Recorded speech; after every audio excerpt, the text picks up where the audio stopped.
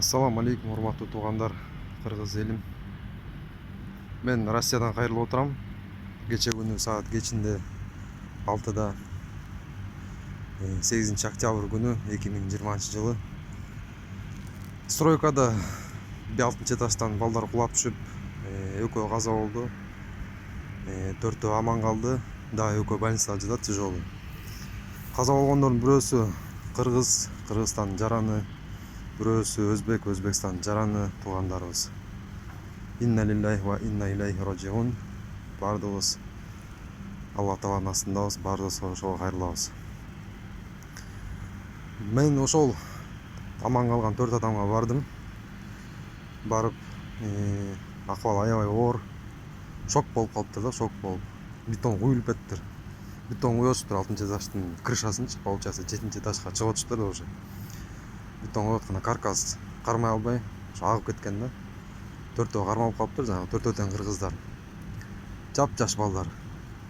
Говудуга алып барып объяснение алып атат.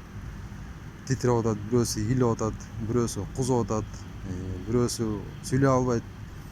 Бирөөсүнүн көзүнө бетон кирип кетиптир. Анысы ыйлап аябай стресс болуп калыштыр да. Анан бар болуп эмне дерин билбейм. Эми Кудай сактады деп атам, Кудай сактады. Анан таң калган айттым, эми Кыргызстан оңолот. Кыргызстан мындай бир оңолот. Намо Садыр Жапаров келди. Оңолот десем, үчөө тең башын көтөрүп ии дейт. 4-үнчүсү улуу байке экен. Алла макул үчөө тең ии дейт, Жасканды билбейт. Окуганды билбеген жап-жаш балдар.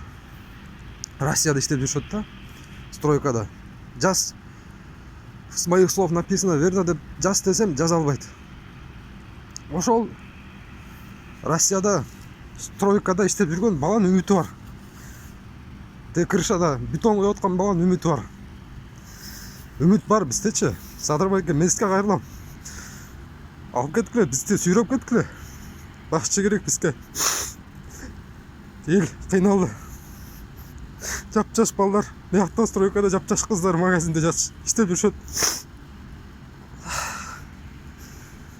Мен тажаган жокмун. Мен намыстанып атам. Боорум ооруп ошол балдарга.